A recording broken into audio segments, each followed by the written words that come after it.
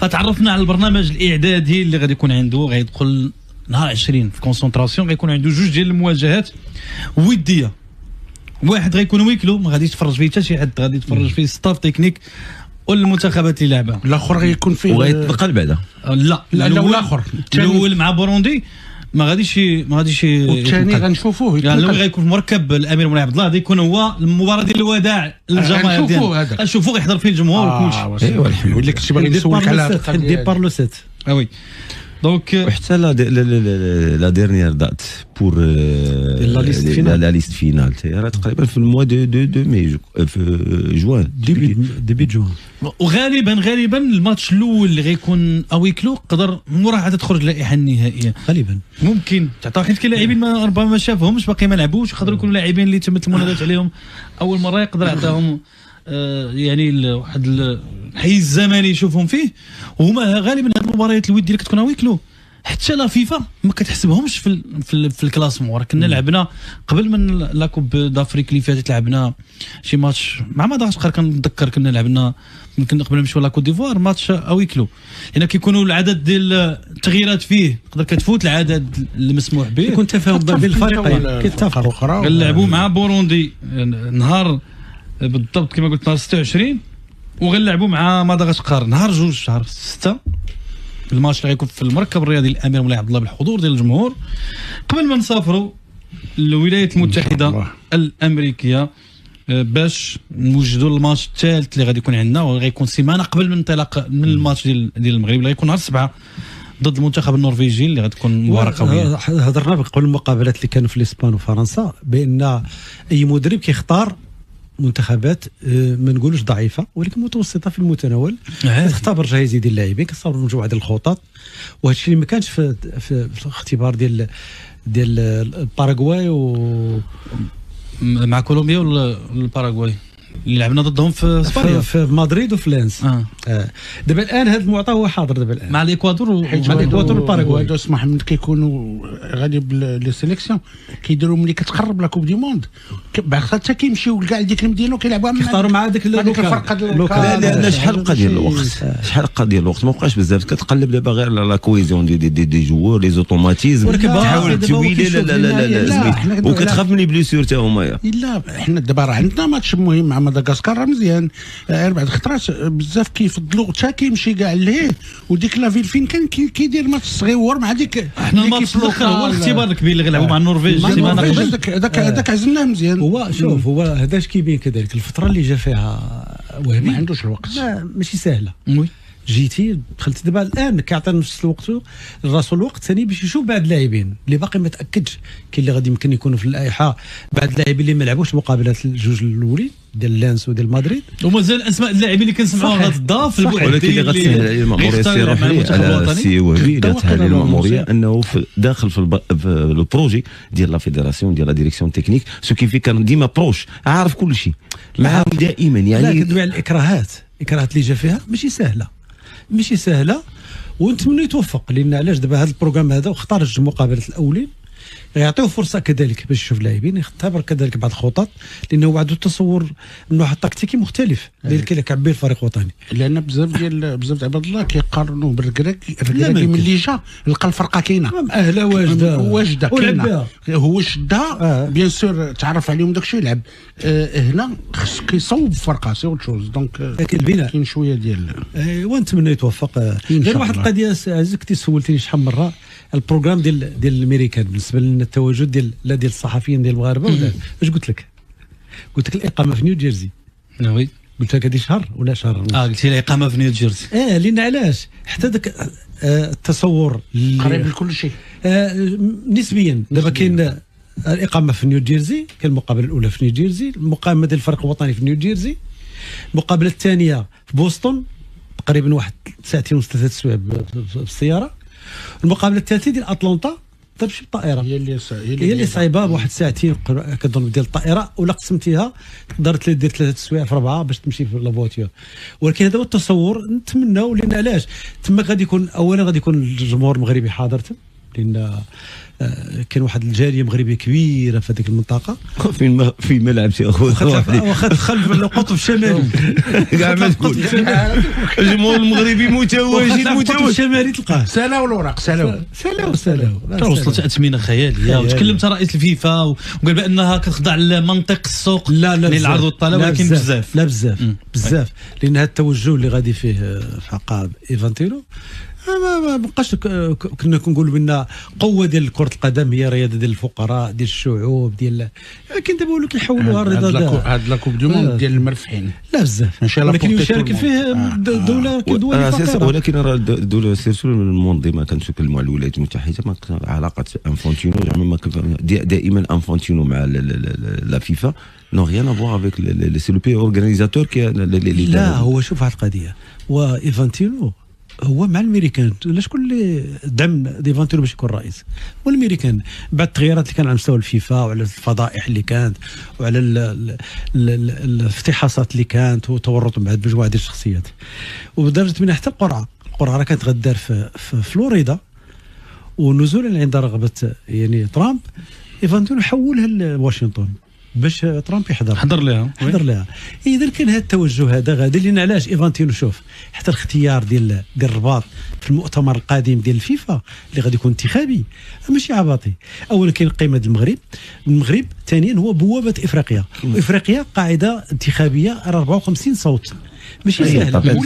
لو كار ديال المهم ترامب كان من المشجعين وقف مع انفونتينو في الاول، راه هما اللي داروا هذاك شكون حيد بلاطر، شكون اللي هما اللي حاسبوا. لكن غير بالنسبه لانفونتينو تكلم على الاسعار وتكلم على هذه الامور، كانت ردت فيها شي مسؤول امريكي اللي قال لي بان كانت لا فيفا يتحمل يعني العيب ديال جزء من العيب ديال هذا. قال لهم فيفا كيف يعقل الفيفا غتكون عندها عوائد اللي كتفوت 11 مليار ديال دولار وما باغاش تحمل جزء من هاد المصاريف هذه. الفيفا ردات وقالت بان هاد العائدات كتمشي لبرامج كثير فوالا تطوير كرة القدم عبر العالم، كندويو السي عزيز وانها ماشي منظمه ربحيه على لا ماشي منظمه ربحيه، ولكن كنهضروا على المشجع العادي اللي غيشري التيكي اللي غيمشي في الترام ما يقدرش يمشي، ما يمكنش كارثه.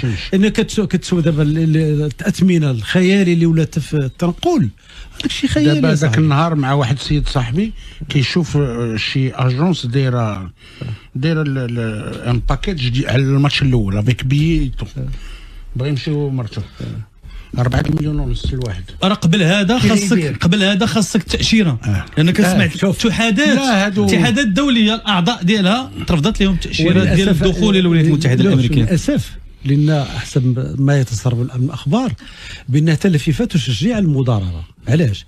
دابا واحد السيد عنده دو في اي بي شحال درتي دار لهم 4 مليار دير لهم اللي بغيتوهم ديال الفينال وصلت عرفتي اش قالوا لي الفيفا؟ ما كاين مشكل بيعهم ولكن نعطي واحد النسبه للفيفا. واش بالله عليك انا نتمنى هذا الخبر ما يكونش صحيح، لان رائج بمواقع التواصل لا بيع باش ما بغيتي اعطينا واحد النسبه حنا.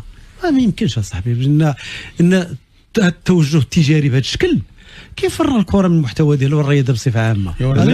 غتعود واش كره القدم غتعود غلا من الجولف وغلا من علاش هاد لاكوب دي موند سماوها هو انفانتينو قال لهم هذا الامر ديال ارتفاع الاثمنه ديال التذاكر قال له هو مرتبط بطبيعه السوق الامريكيه والاليات ديال العرض والطلب، بما في ذلك حريه اعاده بيع التذاكر دون قيود صارمه. هذا الشيء في الميريكان عندهم هذا الشيء. ولكن سي عزيز كنظن ولكن مستقبل العالم ما عنده علاقه بهذا. حيت انت غادي عند بلاد في الارض عندها واحد الخصوصيات سي عزيز القوانين ديالها. نورمالمون انا مونافي خص لا فيفا تدرج واحد القوانين كما كان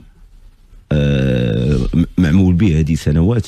كنظن بان دائما كانوا كيشوفوا عاده التصنيف ديال الفنادق على حساب اي فندق، لان ما كاينش غير لي ريشار الناس اللي لاباس عليهم، كاينين حتى الناس اللي ما يمسوليش. دونك لا خاصها تفرض على الدول نورمالمون بحال هكا. عاده نتفق معكم اللي ما متفقاش معنا هي فاطمه. كنتكلموا على التذاكر ديال الاثمنه وكنهضروا على المنتخب الوطني ولا كوب دي موند ديال الاثرياء الاثرياء هذه.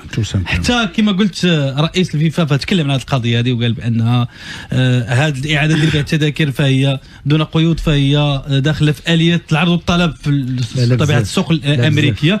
ولكن قال بانه كيسمع بعض الارقام اللي هي خياليه، ولكن هذا ما كيعنيش بالضروره انها غتلقى مشترين هاد البيب هاد الارقام اللي كتعرض بها. وقال بان غيعاود ثاني يبرر، قال لك اللي نضمن لكم اننا في سياق الحديث ديالو على الجماهير ان اقتناء التذكره ديال النهائي ديال المونديال كيف ما كان الثمن ديالها غيبقى مرتبط بتجربه استثنائيه داخل الملاعب، في الاشاره الرهان على الجانب الترفيهي والتنظيمي للبطوله. ولكن غير هاد الاسماء كنظن بان زعما اكزوربيتون هادشي هو سيرتو انا كنظن بان كانت نسخ في 94 كانت في الولايات المتحده، ما كانش هاد الاثمان دازت لي جوج اولمبيك في 88 في 84. دونك انا نعطيك واحد الجانب كنهضر عليه في الجانب الصحفي. الجانب الصحفي التظاهرات الكبرى، العاب اولمبيه، كاس العالم، بطوله العالم على القوى، مجموعه ديال التظاهرات.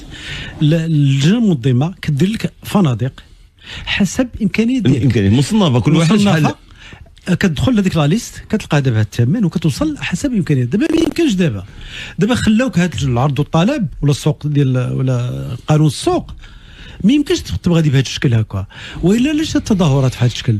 التظاهرات على الاقل كاين واحد الحد ادنى ديال الربح، ما يكونش واحد الشكل انك دير اللي بغيتي، ما يمكنش ثاني، ما يمكنش. على مستوى الارقام المونديال ديال امريكا هو الاغلى بالنسبه للتذاكر. في مونديال مثلا ديال قطر 2022 كانت في حدود 1600 دولار ليبيه، بينما في 2026 وصل حوالي 11000 دولار للبي، الشيء اللي اثار موجات انتقادات كبيره بين الجماهير والمتابعين، وعبروا على الغضب ديالهم من ارتفاع هذا الكبير الغير مسبوق. وانفانتينو فهو قال بان الفيفا كتحرك ضمن منطق السوق في اكبر صناعات ترفيهيه عالميه. قال كذلك ان نسبه مهمه من التذاكر فهي غتبقى راه متناول فئات واسعه من الجماهير، في وقت كيتوقع فيه ان المباريات ديال البطوله غتعرف اقبال كبير وان بزاف منها غتلعب اكيشي فيرمي. وعزيز راه الغريب في الامر هو بزاف ديال الماتشات سالاو لهم الاوراق ديالهم، دابا راه كاين اقبال، هذا هو المشكل. كان المقابله ديال البرازيل والمغرب شرا البيي ب 1500 دولار، غادي يشريها شحال هذه؟ 3 شهور الا بغى يبيعوا دابا بشحال غيبيعوا؟ دابا كاين واحد المتتبع كنشكرو داير واحد الملاحظه على قلت بان التيكي ديال لا فينال كاين اللي عنده 2 تيكي باغي يبيعهم ب 4 المليار. في انفانتينو قال لك راه هذا ما يعنيش انه غيلقى مشتري بهذاك الثمن. لا هو هذا خبر صحيح، ولكن راه في اي بي ديال لا فينال، ولكن باش تدخل للسوق السوداء بهذا الشكل وتبيعها كاين شروط منك حتى واحد النسبه كتفيرسيها حسب الاخبار اللي كتقال. وهما ما قدوش يقولوا في امريكان السوق السوداء، قالوا لا عطاوها واحد السميت. قال لك السيدي بان البيع ديال التذاكر والاعاده ديال البيع ديالها في الولايات المتحده الامريكيه فهو كيخضع لآليات العرض والطلب، بما في ذلك حريه اعاده بيع التذاكر والشراء ديالها دون قيود صارمه. ما عندهم عادي، عنده بي يقدر يعاود يبيعهم. ولكن كنعرف واحد القضيه طبيعه السوق الامريكي دايره بحال هكا. دابا واحد القضيه حنا دائما كنا كنتاقدوا السوق السوداء، وديك علاش لان في الولايات المتحده الامريكيه لا حيت الولايات المتحده لا هما عندهم القضيه غير هو عزيز راه كاين واحد عندك شي حاجه انت باغي تبيعها وكاين اقبال عليها بامكانك انك غير كاين واحد الخاصيه اخرى، يعني انسان ما كاين لا لوا ديال ليكونومي كاين دي فوا حنا كنقولوا بان كاين العرض والطلب، كيكون في واحد كاين الحدود ما خصك لا غير خلينا نكمل الفكره ديالي. كاين في العرض والطلب، ملي كيكون العرض كثير يعني الثمن كيهبط، ملي كيكون الطلب كثير الثمن كيطلع. غير هو كاين في ليبيان دوكو كيتريو، هذه غتدخل فيها القضيه ديال في ليكونومي هذه بالنسبه لهاد ليبيين، يعني الناس داكشي ديال السنوبيزم ملي كيطلع الثمن علاش هما كيشريو، يعني هنا ملي كيطلع الثمن كتزاد لا دوموند، وهذا هو اللي خلاه كيقول لك بان ليبيا راه ما كاينين شيء. نشوفوا لي ميساج. واحد الميساج يقول لي اخويا عزيز واش وهبي غيعلن على اللائحه النهائيه قبل من موجود المباريات الوديه اللي غيلعبوا ولا من بعد؟ انا عاود نذكرك بالتواريخ ديال المباريات الوديه. غنلعبوا اليوم 26 ضد بوروندي بدون جمهور، ثم عندنا ماتش ثاني ضد مدغشقر نهار 2 شهر 6. لا فيفا حددت تاريخ 2 شهر 6 اخر اجل للاعلان عن اللائحه النهائيه. يعني هنا كيبقى الخيار الوهبي، واش يلعب 2 ديال المباريات وعلى اثرها غيحدد اللائحه النهائيه، ولا هو غيحدد اللائحه النهائيه قبل وغيلعبها 2 ديال المباريات باللاعبين اللي غاديين معاه الولايات المتحده الامريكيه، ولا غيلعبوا مع الماتش الثالث ضد النرويج عاد غادي. وهادو خيارات، يمكن تيلعب الماتشات بجوج باش يشوف لا قدر الله يكون شي مرض، يكون هادي كاين بزاف د الحويجات، فكنظن غيبقى حتى لاخر لحظه عاد باش يعلن على غالبا من بعد المقابله يعلن على يلعب الماتش نهار 2 في الليل عادي يعطي اللائحه عادي. انت متفق معك عادي. تقدر تكون لي بلوس نتمنى ما يكونوش. غير هو راه غيكون عنده لوساتور كاين، غيكون باقي عنده ربما في دي بوست واش هذا ولا هذا، واش هذا غيكون الرابع في هذا. دابا راه غتكون عنده شي 20 في دماغه، راه بقى ليه بيان سور طبيعه الحال 26 لاعب. لوساتور راه كنعرفوا حنا من خلال المباراه. نقول يعني ماشي ليكيب تيب عنده 99.99% كيبقى ليه غير دابا غير بالنسبه للدوزيام تروازيام شوا هو اللي غادي يبقى الحاله ديالو، وكنظن هادو لي ماتش اللي غيكونوا ديسيسيف في الاختيارات ديالو.